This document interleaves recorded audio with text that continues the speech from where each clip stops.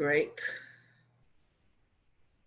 Thank you, and welcome to everyone. We're going to get started in a few minutes when everyone has been able to join. So we're going to give people a few minutes to join. My name is Kate Brown, and as we get started, we're going to run a poll to see who we have on this call, and also where you come from, and what sector you work in. So if initially, as you will be able to see on your Zoom screen, the first question that you have is, where do you consider home? So if you can go to that and indicate where you consider home, that would be really terrific. Now, so use this time now to do that. In the meantime, I can see that there are already 56 participants. Yes, amazing. You're very popular, Godfrey. I did not find the question, where do you call home, very easy to answer. So but we have, I think, some diversity, and I like to say, wow, that we have people from the Pacific, because it's very early there. So good on them, people there from joining, if you're actually in the Pacific.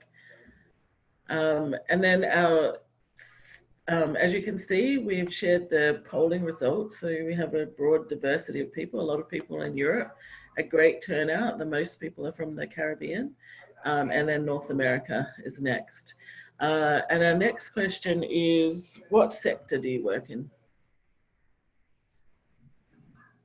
So that has come up now, and if you could answer this question on the poll, which sector best describes you, and then we'll share the results.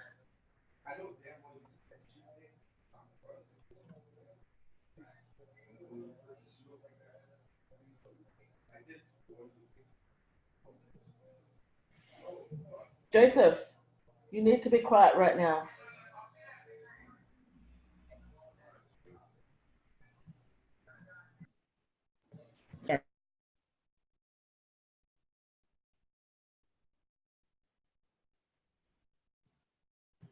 We have the results of that poll. We have about 38% of the people on this call are from academia, and one of those people, I imagine, is you, Godfrey. Hopefully you tick that. Yes, I have. 21% from the private sector, and 12% from the public sector, and some NGO people. Some people come from none and other, so that's other things that are not represented here. So I believe that you can keep answering that as you join, but otherwise we'll get started. So thank you, everyone. I think we have about 62 participants on this call. And as I said earlier, my name is Kate Brown, and I am the Executive Director of the Global Island Partnership, and I'm based in Washington, DC, but I'm originally from New Zealand and spent a lot of my working life in Samoa and the Pacific Islands, but at the moment I'm based in Washington, DC. So the Global Island Partnership, just to give you a quick rundown, is a partnership founded by the President of Palau and the President of Seychelles in 2006, with the idea of helping islands to work together regardless of their political status. So islands of all types all over the world, and we now have 5 island leaders, which includes Seychelles Palau presidents, the President of the Marshall Islands, the Prime Minister of Grenada, and the Premier of the British Virgin Islands, who work with us to work on furthering island leadership, political leadership on issues to do with sustainability, helping islands to work together and organizations that work with islands to work together, and sharing things that are working. And so this is very much in line with the sharing things that are working space. This is very much a conversation between myself and Professor Godfrey Baldacchino from the University of Malta. So I will introduce him. He is the Professor of Sociology at the University of Malta. He's also the UNESCO co-chair for Island Studies. He's written about 50 something books, and if you're interested in islands, you definitely would have read different things that he's written, or papers that he's written across your working career. So he's very well known in the field of island studies, and we're really lucky to have him here sharing some of his knowledge. But the thing he most wanted actually me to share is that he is a citizen of Malta, a small island in the Mediterranean, but also one of the fastest developing economic developing islands in Europe, in the European Union. And I will hand over to Godfrey to talk a little bit with us about our topic for today, which is on mainstreaming island innovation. And then we will have questions a little bit further in. So thank you everyone for joining, and thank you, Godfrey. Please share with us some of your knowledge and wisdom.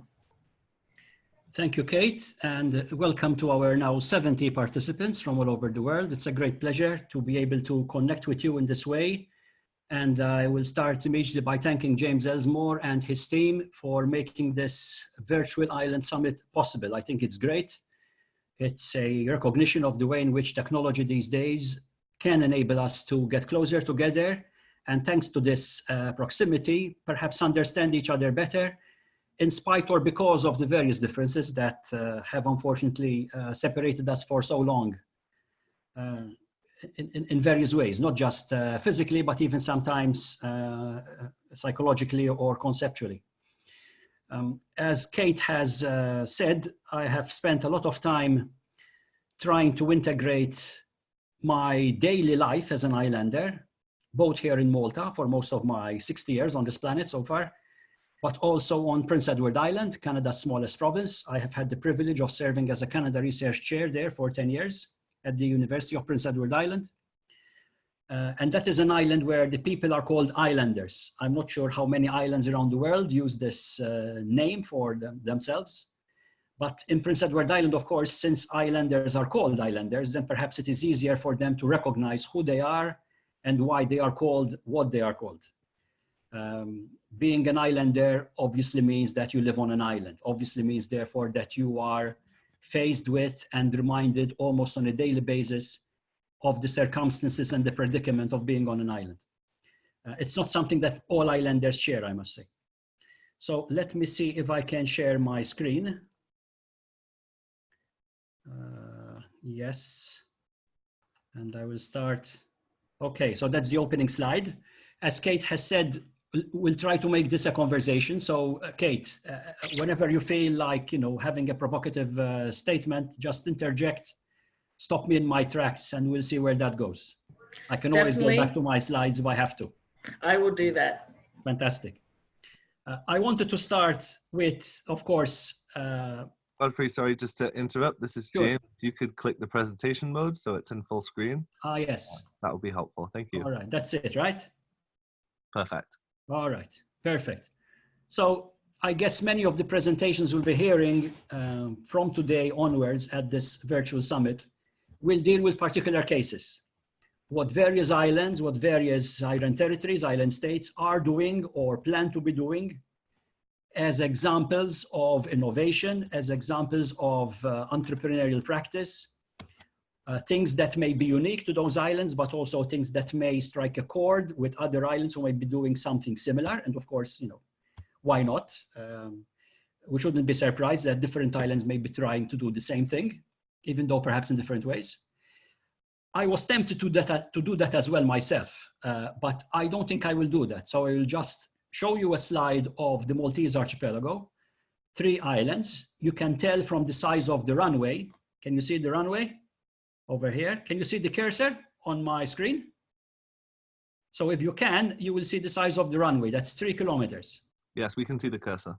Fantastic. So on the basis of that, you will realize that the main island of Malta is about 8 runways long. It's 24 kilometers. So it's a pretty small island. It makes it the 10th smallest, all in all, the archipelago. So 3 islands. The land area makes them the 10th smallest country in the world. We have almost the same land area as Grenada and the Caribbean. But on this archipelago, there are almost 500,000 people. 500,000. So that means it's a very densely populated island. And the main reason why it is densely populated, unlike other islands in the vicinity, is because it has had a fairly successful economic trajectory. It's a diversified economy. No economic sector commands more than 15% of GDP. So that also means that it's fairly differentiated and therefore immune to, say, shocks in the external market or monopolistic arrangements. We don't have those. So luckily for us, if something goes wrong, hopefully other sectors will pick up the slack and maintain a modicum of balance. I felt almost an obligation to bring up the slide because, of course, whenever we see a slide of home, this is my home right now, we also realize that it's a place that's redolent with meaning. There are layers and layers of meaning of this place. And the smaller the country, the smaller the island, probably the more complex becomes our ability to recognize and acknowledge and understand the deep meanings associated with certain places on our islands. Okay, so having done that, let's move on. One other important thing to keep in mind is that we are not alone.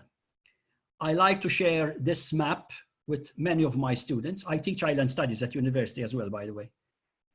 I have 29 students starting a course tomorrow at the university. And this particular map of the world is fantastic because it excludes the continents.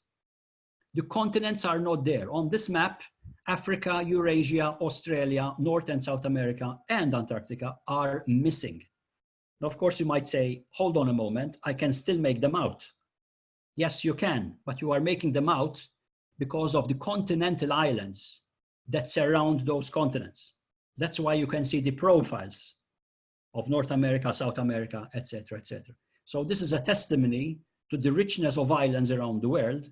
And of course, it alerts us to different types of islands. First of all, there are islands everywhere, close to the Arctic, close to the Antarctic, in the temperate zones and in the Pacific. They're all over the place.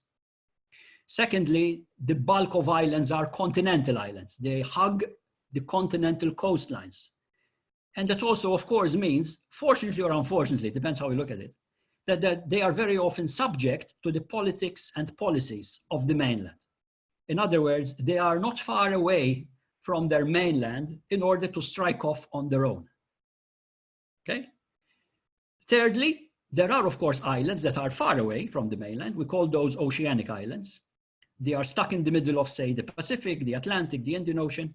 And those islands tend to have different evolutionary strategies, certainly from an environmental point of view. That might also be the case in cultural and economic, in a cultural economic sense. But it also depends on history and circumstances.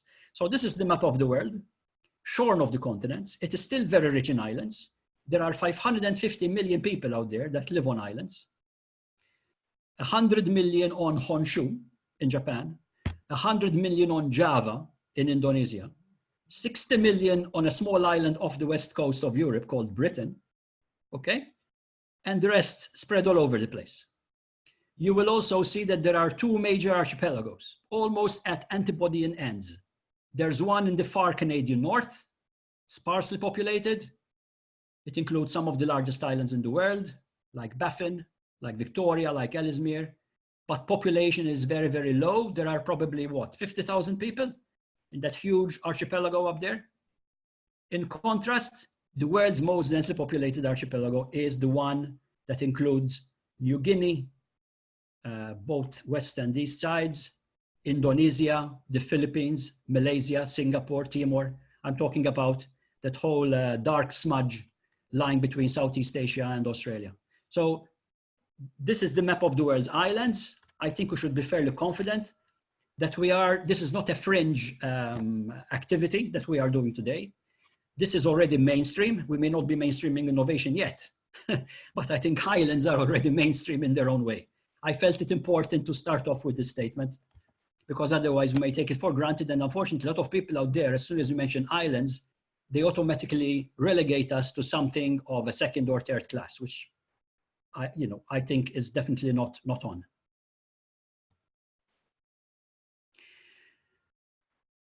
One issue about islands is visibility. How do we make ourselves heard? How do we make ourselves visible?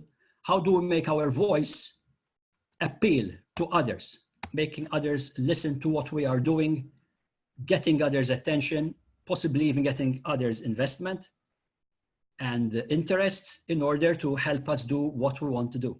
Well, unfortunately, the press puts us on stage when things go wrong. This is, again, very often the case. We rarely find examples of the press celebrating what islands do.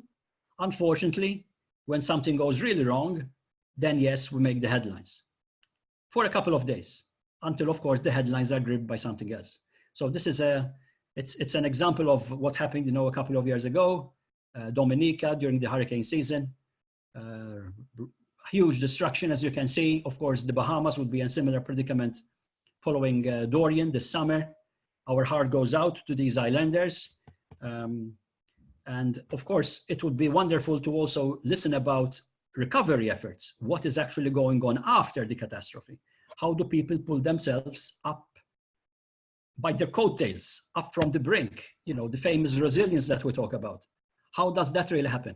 Unfortunately, the press usually moves on to grapple with something a little bit more dramatic than recovery operations.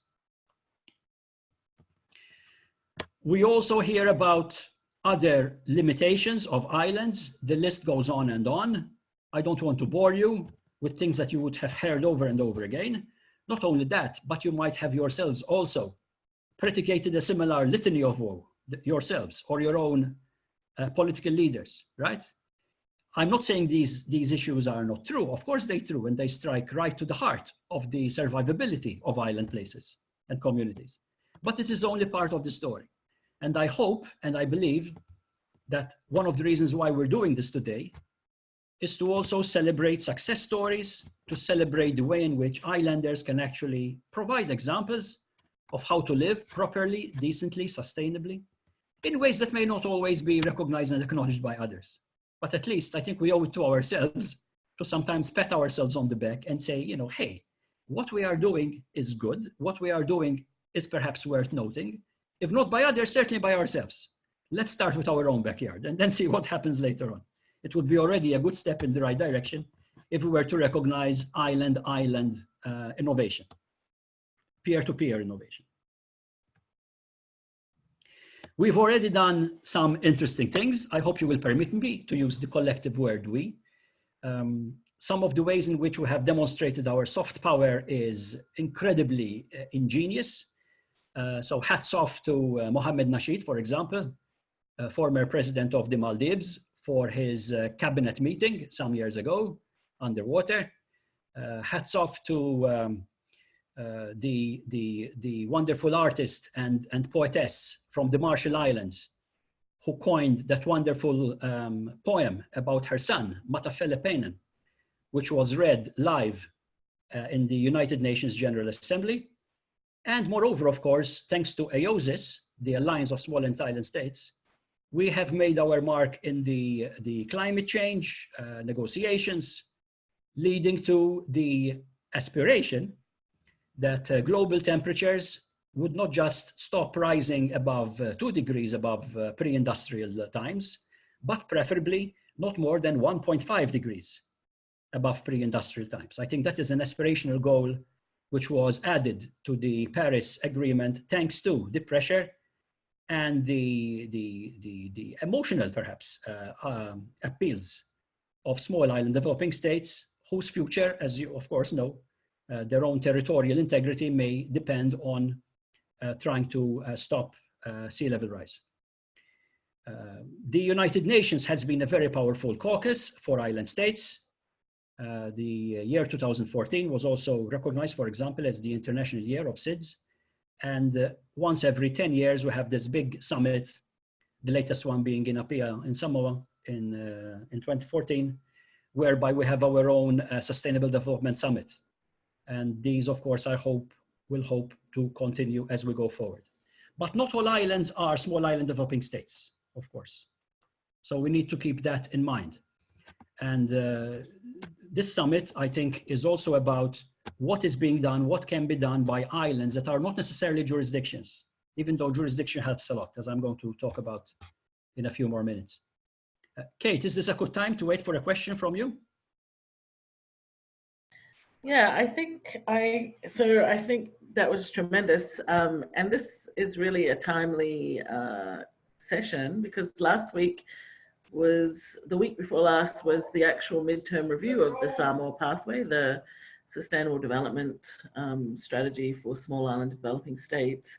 What are some of the things that you've seen kind of in the last 5 years? I think there's been a huge effort to try and have islands as solution providers and innovators versus islands as victims. I think before I came to live in the United States, that was really obvious to me. But here in the US, I think that people only hear about islands as places where disasters happen or where sea level rise is going to happen.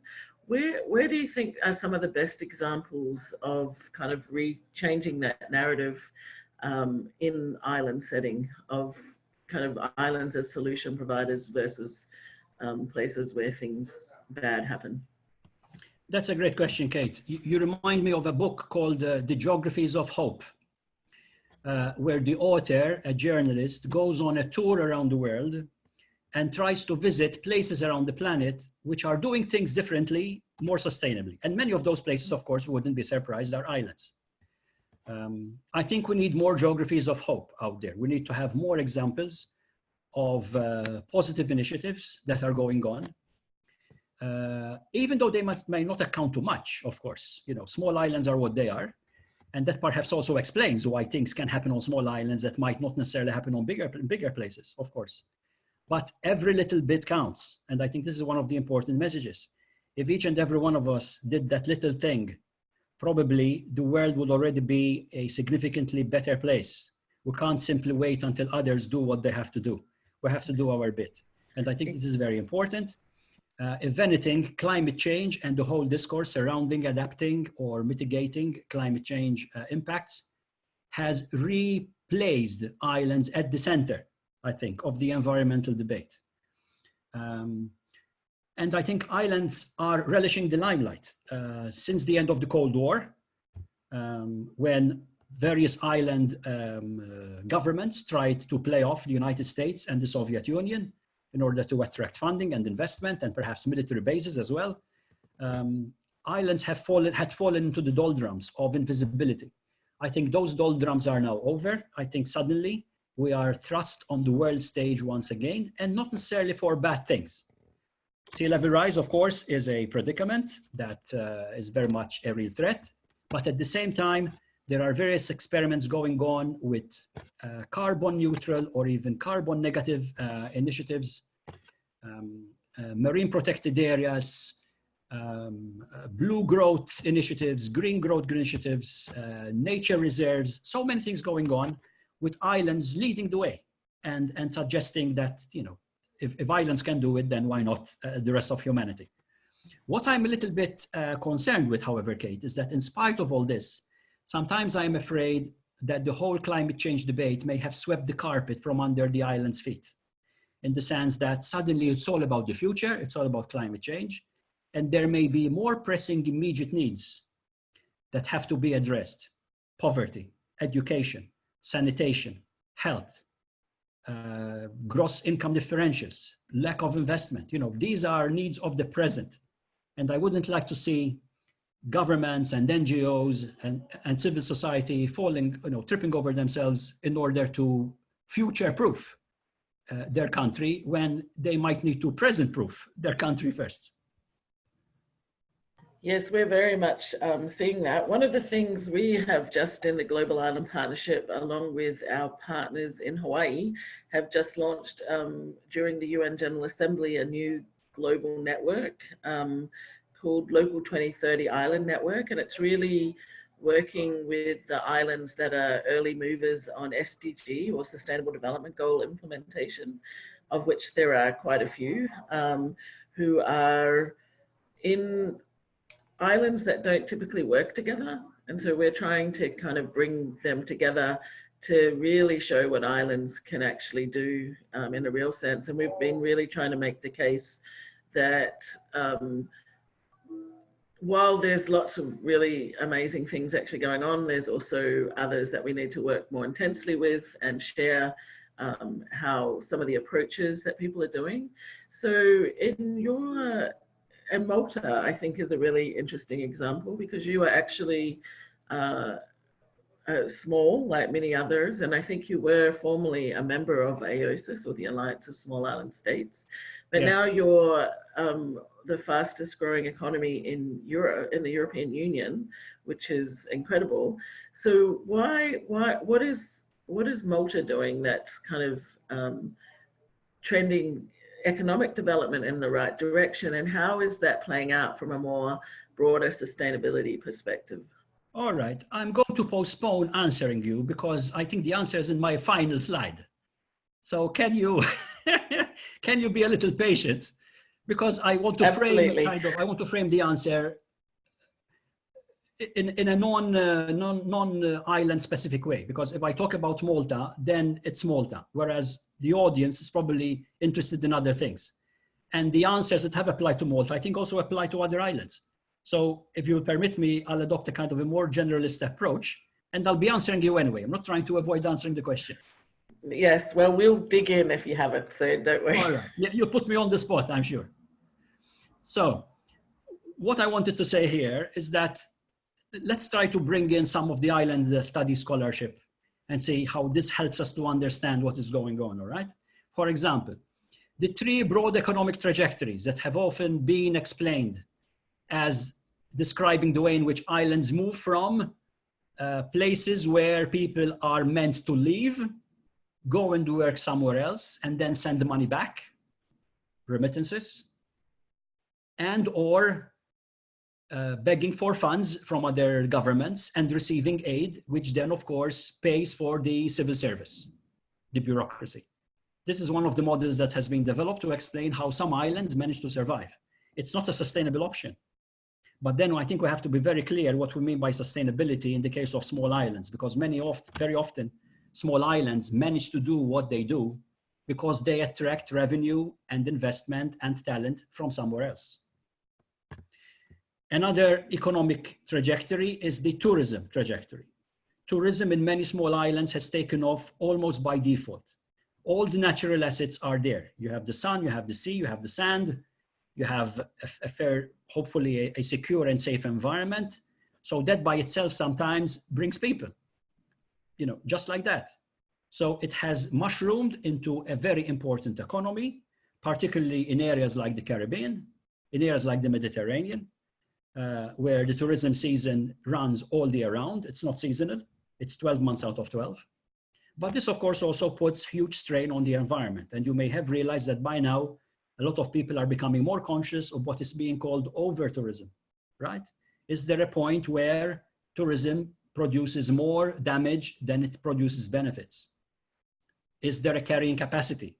Should, and if there is, should governments or communities draw a line or use natural bottlenecks like the size of an airport, the size of a seaport, the size of the ferry, the size of a plane, in order to limit visitations? I pose this as a question, of course. The jury is still out on this. The third model is one that looks somewhat differently about places and islands. And this is the gung-ho model of islands. This is the islands that are not afraid to shine as places that are cosmopolitan, as places that attract.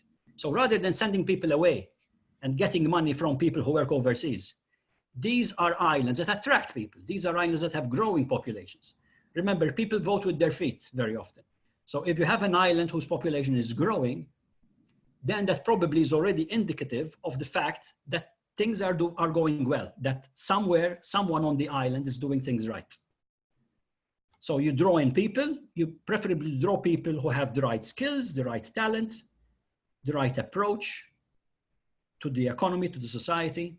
You respect your natural resources, extremely important, because today people don't move to slums. People don't move to places to have a deterioration in their quality of life. They want an improvement in their quality of life. So we need to take care of our natural assets on land and on the sea that surrounds us. It's very important. The overseas slant is also important. Many islands succeed because they have a reach beyond their shore. We may want to call this paradiplomacy, the ability to have a presence, Not necessarily a physical presence. I'm not necessarily talking about embassies or consulates, but having a psychological presence in people's minds so that when people listen or come across the name of an island, automatically they think about, say, particular industries, particular individuals who have shown particular developments or discoveries associated with those places. It's all about getting a positive brand. It helps. The finance sector, it has its own problems, of course, but small jurisdictions continue to have a competitive advantage in offering a financial package to money coming from the rich world.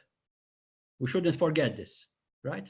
Certain island jurisdictions, say like Bermuda, are wealth capitals for certain types of reinsurance, for example. And that can go on and on. And finally, to make all this happen, there need to be affordable, regular, and accessible forms of transport.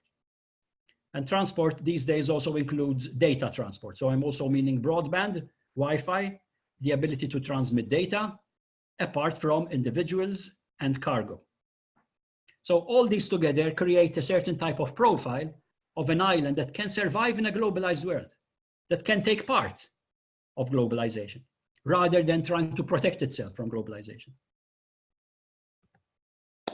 And if you combine all these together, you get this wonderful wheel with all the different sectors surrounding a core. The core activity, which is almost always there, is the state. Remember that states loom large in many small islands. They have a disproportionate impact on investment. They have a disproportionate impact on employment. If it's an island state and therefore has its own jurisdiction, then of course it has to offer the different aspects of government and public administration, hence usually a larger than life public sector. Another sector that's very often underestimated is the construction sector. Construction is extremely important. It has huge multiplier effects on other areas of the economy. And if the construction sector uses locally available raw material, whether it's stone or wood, etc., or thatch, then that also has a huge impact, positive impact on the environment. I mean, the impact is on the economy, not on the environment. One has to be very careful, but because again, we're dealing with finite resources, and whatever you are mining or using in order to build also has to be managed in a sustainable way, because otherwise you run into problems there as well. You will notice in this wheel that there is a miscellaneous sector called other. And this is perhaps where the innovative part of this webinar needs to think about. What are the other things that islands can do? How can they compete? How can they survive? How can they attract investment? How can they tap into markets overseas with their products and services? Definitely with the World Wide Web, the disadvantage of distance has been somewhat mitigated. If we are dealing in services, as most islands do, we don't deal in manufactured products by and large. If we are dealing in services, whether it's health, education, software, information communication technologies, tourism, all these are services, banking, then the distance handicap is largely diminished, if not eliminated altogether, because we can compete on an equal footing where services are concerned. Services are also helpful because they don't usually suffer from economies of scale, unlike manufacturing. So this is another advantage for a small island, all right? Setting up an automobile factory on a small island is tantamount impossible because the cost of each vehicle would be millions of dollars when you factor in all the costs. But having a hotel, having an eco-lodge, having a bouquet accommodation facility, all these things can and do work and can be profitable. And of course, with suitable branding and suitable marketing, locally sourced products, which are only available locally, can be given that added essence, that added quality that makes them more prized, more unique, and therefore sellable at higher prices. This is one of the ways in which many islands today are trying to survive and develop a viable economy for themselves. Still in relation to theory, and I'm taking this opportunity to also indicate some of the literature that the people who are following this webinar might want to follow up after this presentation. I was privileged to edit the Routledge International Handbook of Island Studies last year. It has a combination of lots of chapters dealing with different aspects of island life. One of them deals with governance. It's a chapter authored by Edward Wallington and David Milne, originally drafted in 2007 and re-edited and republished last year in this book. They come up with a typology of islands around the world. These are not island states, these are islands. And you can see from the list, there are different ways in which islands have performed in the global economy or the regional economy. As a civilization, Tonga, Japan, Britain, these are some of the few examples of islands that have actually spawned an empire at different periods of history. Plantation islands, islands that have survived by producing a cash crop, bananas, sugar, tobacco, etc. Some islands have performed a subordinate political function in relation to another territory. Sicily comes to mind, one of my neighbors over here in the Mediterranean. The fortress island, the island that is appreciated for its strategic value, not for its economic value. It may be bereft of soil and water and arable land. However, it is extremely prized because of its location, sometimes accompanied by all-weather harbors. Singapore comes to mind, Malta comes to mind. The refuge island, a place that people go to escape persecution, to escape famine, to escape harassment because of different political ideologies. Taiwan comes to mind, Cuba comes to mind. The settlement island, places where surplus people are sent, convicts to New Zealand, convicts to Tasmania, convicts to Australia, etc. But perhaps out of all these typologies, the one that is closest to the innovative island, the entrepreneurial island, is the entrepot. It's a French word used also in English, which basically means crossroads, which basically means an island that is much more than what you see. It is a hub, it is a node where people, places, and ideas meet. And it is in that potpourri, in that melange, in that mixture, that new ideas take shape. I think this is one of the virtues of small islands. Many of the people who live on small islands have also lived elsewhere, will also live elsewhere. I would imagine some of the people listening to this webinar may have found some difficulty in deciding where's home, for example. I am myself a Maltese Canadian. I have 2 passports. I have 2 houses, but I only have 1 wife, by the way, as I like to remind myself. But this is the reality of island life. So how do we extract from this willingness to engage, willingness to interact with others, nuggets of ideas, nuggets of enterprise? I think this is the question that we need to answer, and it can be answered by looking at what various islands are doing. So this is what I call the island. And I'm now coming to the answer to your question, Kate, because in a way, this is also how Malta is performing in the 21st century. These islands, the innovative lands, are talent sponges. These are places that are going to attract people from other places to come and consider visiting or even settling down. Imagine, right? If you are able to bring over people who have ideas, and perhaps they want to see those ideas come into practice, and perhaps in those places where they live, they are too far removed from power, too far removed from influence to get their idea going.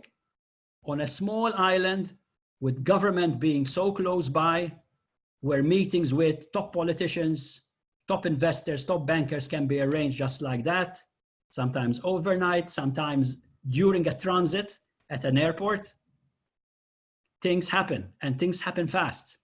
This is why we can be ahead.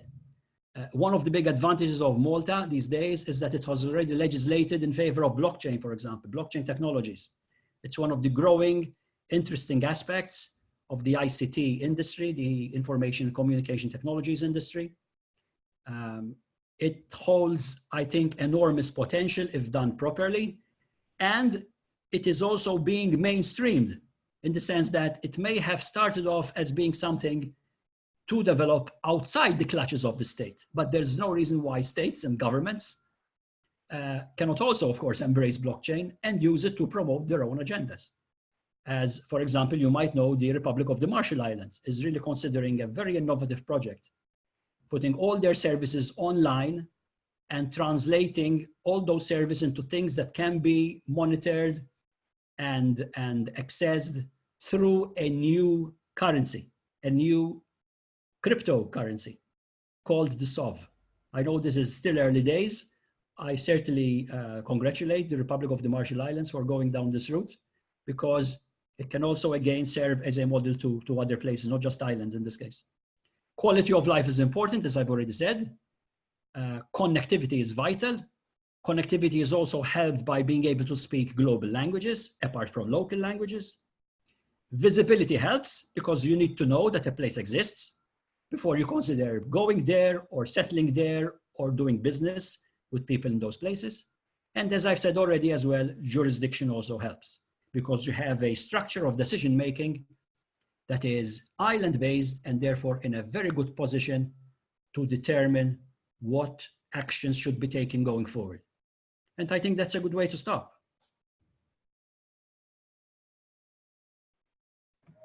Awesome, thank you. Wow.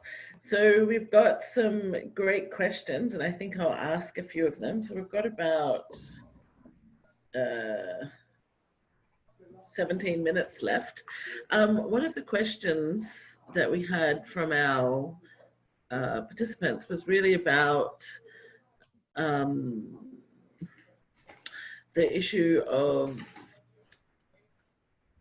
whether tourism in an island context can really either draw attention on islands or it can create some type of smokescreen that hides the problems of an island society. And so this person, I think, was really trying to look at whether tourism can be not just a positive asset for an island, but also what things it can hide from the world. And we see that very much in a lot of the islands that we engage with that have very high tourism impacts. So what are your thoughts on that, Godfrey? All right, so yes, let's answer this question. Tourism can be a smokescreen? It certainly can. Tourism can run away with an island economy. It can become the most important economic activity in an island jurisdiction, and as a result of which, it then becomes extremely difficult to dislodge whoever has a stake in the industry. Remember, this is very natural. If you are a restaurant owner, you have 5 tables, you want to be able to set up a 6th table, a 7th table, an 8th table. If you're a hotel with 100 beds, you want to add the 101st bed, the 102nd bed. This is completely normal. There's nothing wrong in that. But the cumulative effect of all this, of course, is that tourism can become an unstoppable industry. And therefore, I certainly encourage whoever posed that question, but anyone else who is interested, look at those initiatives being taken again by many islands in order to somehow stop or restrict the flow. Because quantity jeopardizes quality, it jeopardizes the raw and natural assets on which the whole industry is based. Where island tourism is successful, it usually sits alongside other successful economic sectors. So people actually have a choice. Employment doesn't just depend on tourist visitations, because then you're stuck. Then you're held ransom by the industry. And when I say that, the industry is not necessarily locally based, of course. It could be international airlines. It could be international hotel chains. So you even have even less control on what is going on your own turf. But I think there's some good examples where some islands have actually done a lot more to control even tourism numbers or the type of tourists that they attract. Places like the Seychelles, which is one of our chairs, has definitely done that. We were last year in Egypt at a meeting of the Convention on Biodiversity, and we were running a session on tourism and biodiversity. And one of the participants, not from an island, said that none of us should be flying to any islands for tourism because we're contributing to climate change. What are your thoughts on that? Given a lot of the places that are depending heavily on tourism are quite far from other places.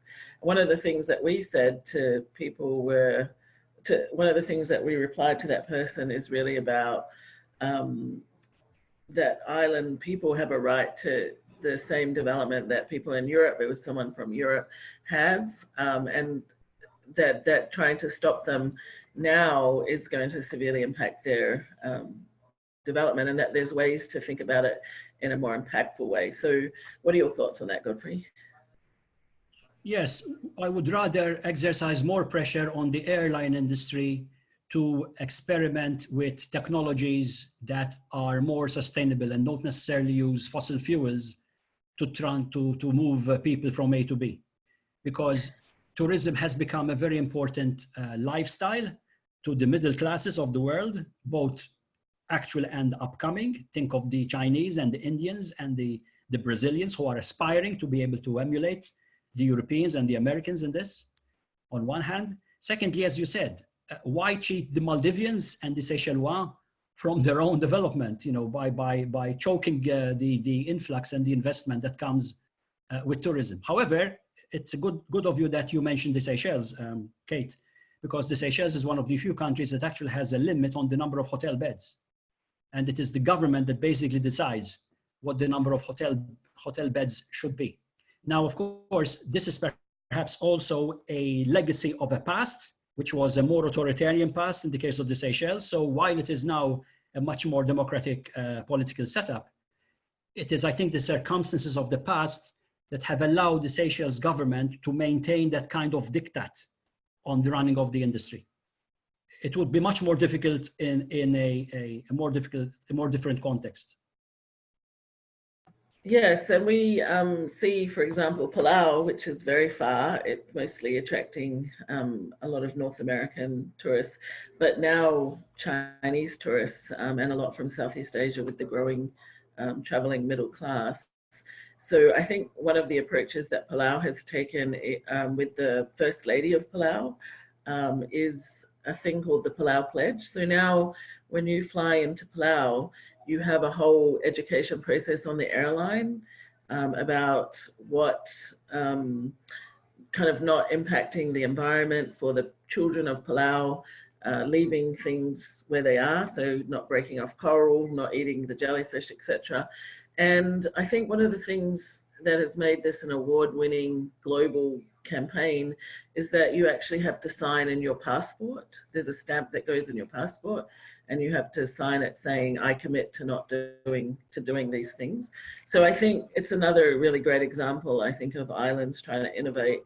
And Palau is also trying to develop a carbon calculator to look at offsetting the flights coming into Palau. So there's a lot of effort there. On another question, and it's really looking at the way in which some islands seem to be thriving, and particularly, for example, with offshore banking, and that's in the Cayman Islands, Guernsey, Isle of Man, and others, or those that are flags of convenience or other activities that help with this foreigner interaction. What do you think is the trigger that makes some islands able to do this at the global level, so they can exploit their smallness, and for example, like Malta has, versus other islands? So what is it that enables these islands to kind of make their way in that way, or how Malta kind of decided to move quickly on blockchain, and we've seen other islands also do that? This is a very good question, Kate. And in the case of Malta, it's not just about blockchain, it's also about a citizenship by investment scheme that has been also fairly controversial. Probably the answer to all this, whether it's offshore banking, whether it's flags of convenience and so on, it has to do with reputation and due diligence. We have to make sure that if we're taking the initiative, these are not initiatives that are camouflages for shady business. This is where we go wrong. If we allow ourselves to be caught in smuggling rings, money laundering rings, etc. It's not just the reputation of the industry that goes down, it's the reputation of the country, right? So it might be very easy to set up a low tax jurisdiction, perhaps, but if it becomes associated with dirty money, for example, or I don't know, money that's going into terrorist organizations, then the whole country suffers. So please, let's be extremely careful. Whenever we think about these things, it's very easy to set them up. Perhaps it's one of the advantages of small jurisdictions, that they can set up these things, these services, much faster than a larger country. It's much easier to turn a yacht around than an aircraft carrier, right? But on the basis of the same argument, you have also to make extremely sure that the yacht can hold its own in the choppy waters. They're not going to affect the aircraft carrier in any way, but the yacht is much more vulnerable. You have to be prepared to weather the storms, and best if there are no storms at all. Absolutely, that's a great way of putting it, as always. So I have two questions that are looking at things. One is kind of about people and people moving. So one is, and as a professor, you would address this question a little bit, is about the brain drain in many islands, or just people moving for better opportunities elsewhere.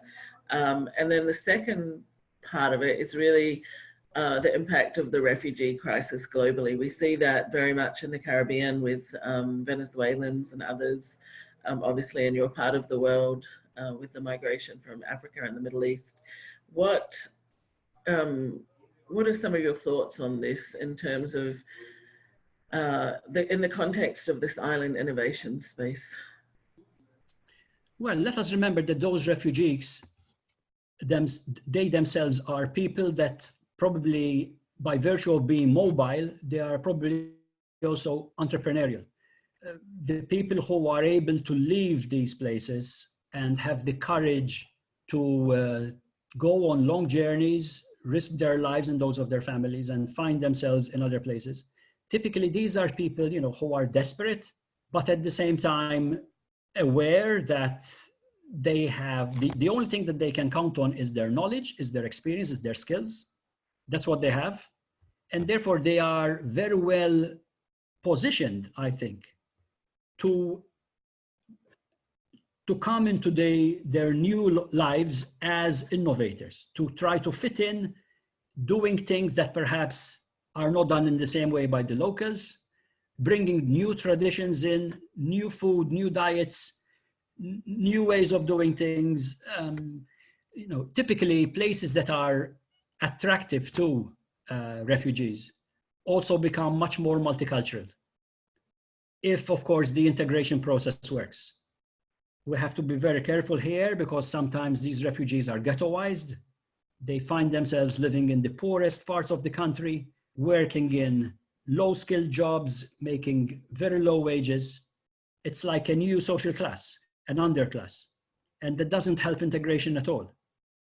Right? So let us remind ourselves, a lot of those so-called refugees, it's a blanket term that doesn't do justice to these people. There may be engineers, there may be doctors, there may be different types of skilled people among that loose category who are very, very keen to participate into their new home, because if anything, it provides ways in which they can provide an income to their family. A point about the brain drain. I realize we have a few minutes left.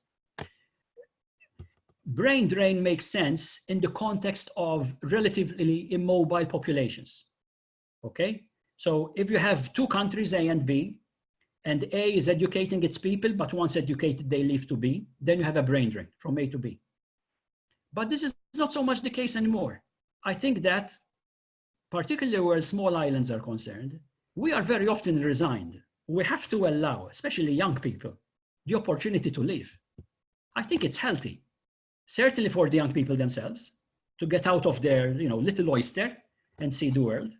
But that also allows them to make new contacts, see new things, look at the world in a different way. Our major task and challenge is to bring them back. Our major task and challenge is to let them to get what they get, how much they can get, as much as possible from the world, and then trying to lure them back with a decent quality of life in a safe environment, with families and with situations where they can shine. I think this is the main challenge of many small islands.